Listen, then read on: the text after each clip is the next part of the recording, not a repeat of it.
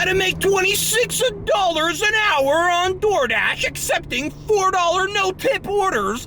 Right, we are activated Monday afternoon. It is 11:35. I'm at 66%.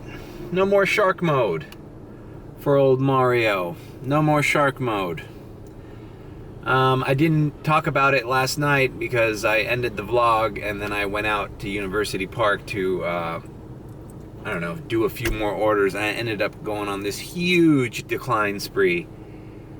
It's just, it probably wasn't even worth it for the amount of money, the extra money I made. But hey, I made over $900, $909. Check out yesterday's video, Sunday. Picture me rolling. All right, we got our first restaurant here. Bam, Sergio's. Going into South Miami, 650. All right, I gotta take this, man, because I don't like 66%, and it's the last week, so we need to get to above 70. So we're gonna accept an order that's taking me into South Miami because why not? In any case, I almost went and started in South Miami. So now this is paying me to go to South Miami. You understand? Instead of starting my shift here, I am now mentally preparing myself to start my shift somewhere else, and I'm ahead $6.50. So it's not a loss, it's a gain. All right, we're at Sergio's, you already know. All right. 3 croquetas. Getting paid $6.50 to deliver 3 croquetas to South Miami. If I were to buy 3 croquetas right now, they wouldn't be $6.50. All right, those croquetas were delivered. This freaking lady had another delivery driver. I don't know, I'm not sure if he was for DoorDash, waiting at the entry code here. No instructions on my account or on this dude's account until she finally picked up, and then I told the dude to open the gate. Open sesame. And you guys heard that noise. Turns out DoorDash is looking after your boy because he didn't have to unassign and start over here. I'm going to Chicken Kitchen now, and it's taking me right back to University Park. That's why, bit of advice, when you're a top dasher and you are doing what I just did, we're like, all right, fuck it, I'll do this order and just start my dash in another area. Don't unassign just yet. Give it about a minute or two to leave the area, start leaving the area, before you unassign and sign back in a different zone. Because, as I've stated, DoorDash isn't stupid, bro. They know you started in one zone and they took you to another one. So they will look for an order to send you right back. Because trust me, they'd rather have me at University Park. They don't want me in South Miami. South Miami's gravy. They have enough people here. University Park's where it gets busier for lunch, and less people want to do that area. Anyways, all right, so this worked out perfectly. All right, we are here at the Chicken Kitchen on Sunset Drive.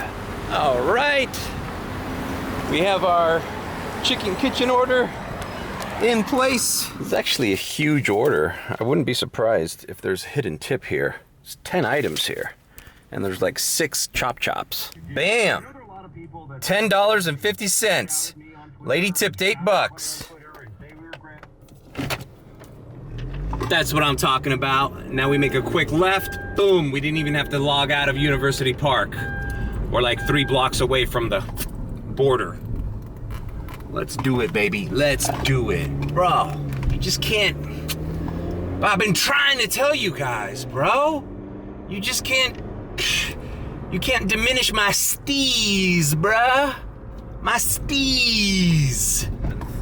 I got a Walgreens shop and deliver, but it said $4 for 6 items, and it was going back to UM, so I declined it.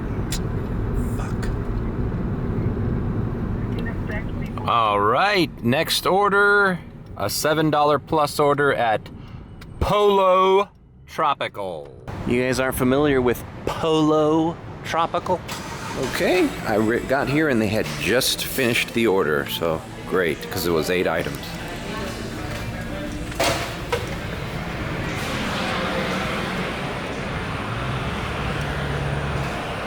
Insurance Nation, your one-stop shop for all your insurance needs.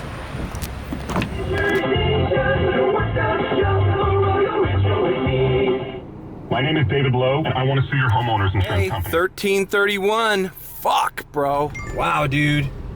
Dude, priority's no joke, man. So now I got a Chipotle for $4.25, but it's going 2.6 miles.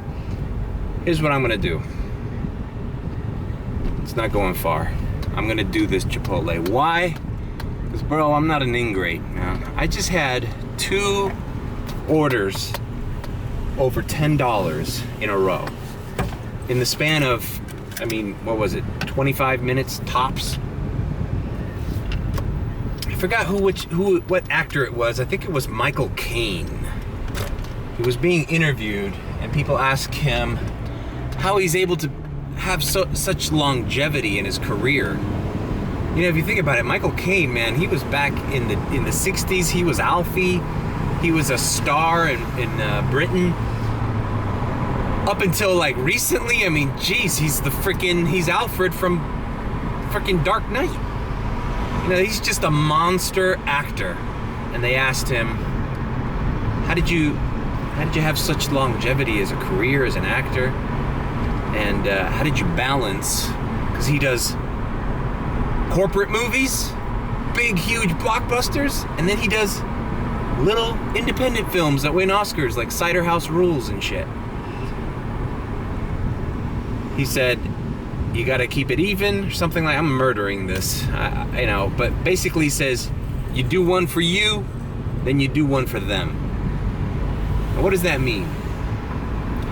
See, the studio just wants to make money. You know, you do a studio picture, you want to make the most money, you just want to kill it. And an actor, an artist, he wants to do his craft for the, you know, for the craft, for the art. So, but you can't just make art house films. So, I don't know if that's coming across as making sense to anybody, but I kind of feel the same way for DoorDash. Like, you do a couple for you, you do one for them. Like, hey man, they just threw at me with this priority status, which is full in effect. I think we can close the book on that one. They're sending me great orders, and I'm not even above 70 right now. So, I'm gonna do one for them. They tossed a few my way. Hey, good looking out, bro. I got you. I got you, DoorDash. I'm your guy, bro. Don't put me on a naughty list. Keep sending me those good orders, bro. I got you. I got your $4.25 Chipotle, bro. I'm right here. I got you, bro. Keep hollering at your boy. Keep hollering at your man, dog. And we're entering Chipotle. All right, the Chipotle was sitting there waiting for me, so no harm, no foul. You know? I look after the suits. They like me, and then after that, they throw me the stuff that I want to do. At least that's the way I see it. I don't know. What do you think about that theory? It's pretty smart if you think about it. You keep yourself in good graces with the suits, the money makers, the people that just want to make money. Then when you want to do something, they throw it at you. And who doesn't love Michael Caine? I mean, he's just like a classic actor. A real class act. And a style icon, if you think about it. One of the movies that I loved that's very underrated, him and Jim Belushi, it's called Mr. Destiny. It was all about, it's a pretty poignant movie. It's about what if your life took a different turn. In this guy's case, he lost the game. He was a baseball player, he lost the game, and it started a chain reaction in his life where he just became, you know, a very mediocre, kind of a loser. And then he walks into a bar one day, Michael Caine's the bartender, and he gives him a second shot at that day because the guy believes that everything went downhill after losing that game. So he gives him a second chance, and he hits a home run and he wins that game, and then he becomes like the talk of the town. He marries the high school cheerleader. He gets in good graces with her father, has got a great job. He's like a millionaire. He's got like a garage like Jay Leno, all these classic cars. And but he could still see his old life. How can my life change so much just because I hit one stinking baseball? Well, you see, Larry, one's destiny is a very complicated thing. Every incident in a person's life affects everything else that follows it. Instead of missing the baseball, however, you hit it.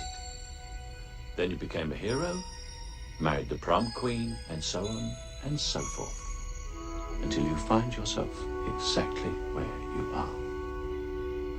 So you see, hitting that baseball has spun your life off in an entirely new direction. And well, it's a great movie. I would check it out. It's called Mr. Destiny. Give that a gander.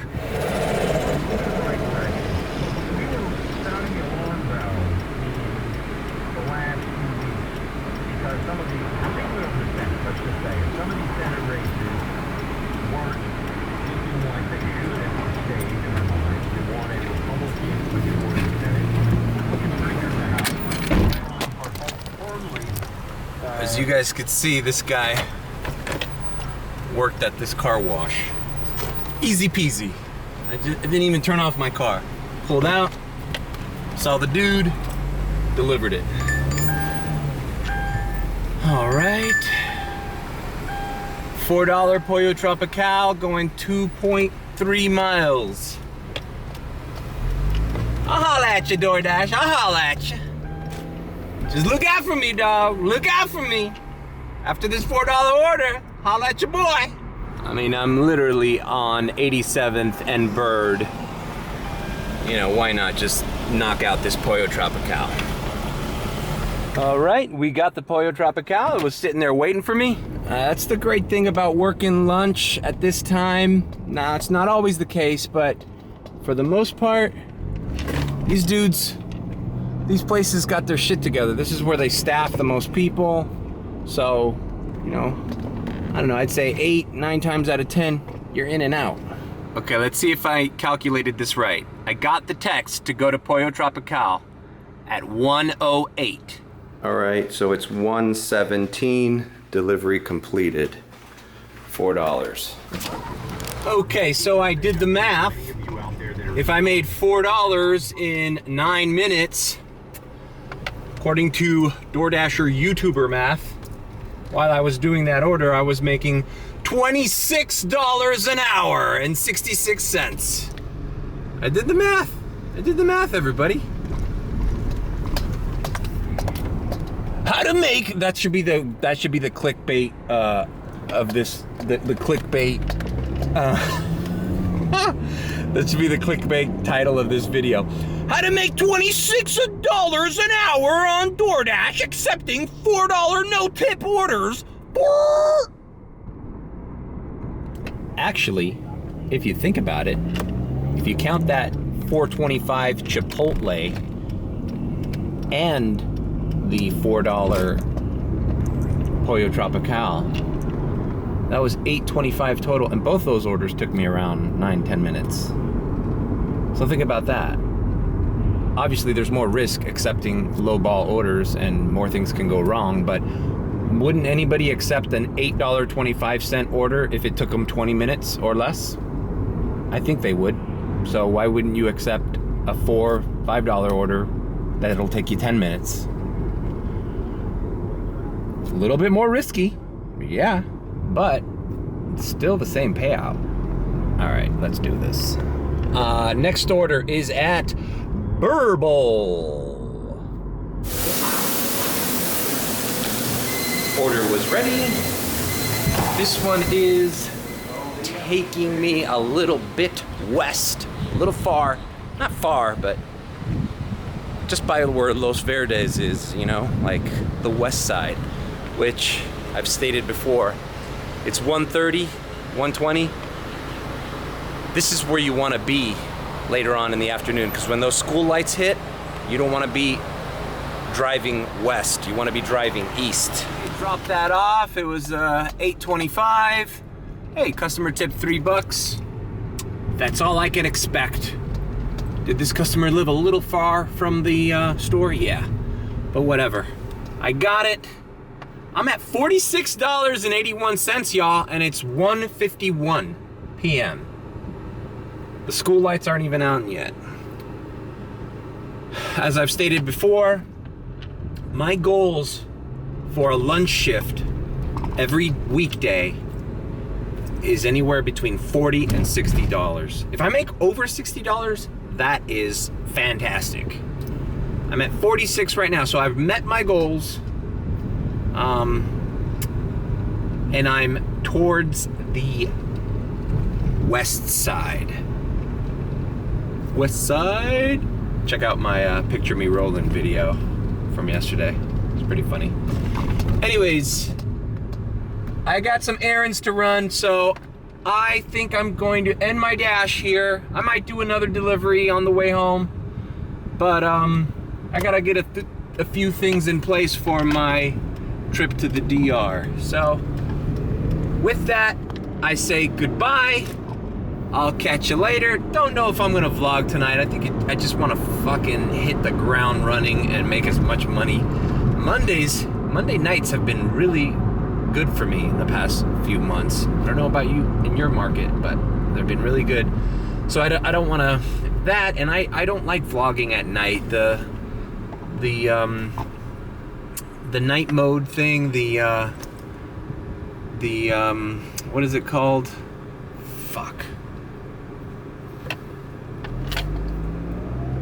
What is it called when your camera does fucking nighttime well?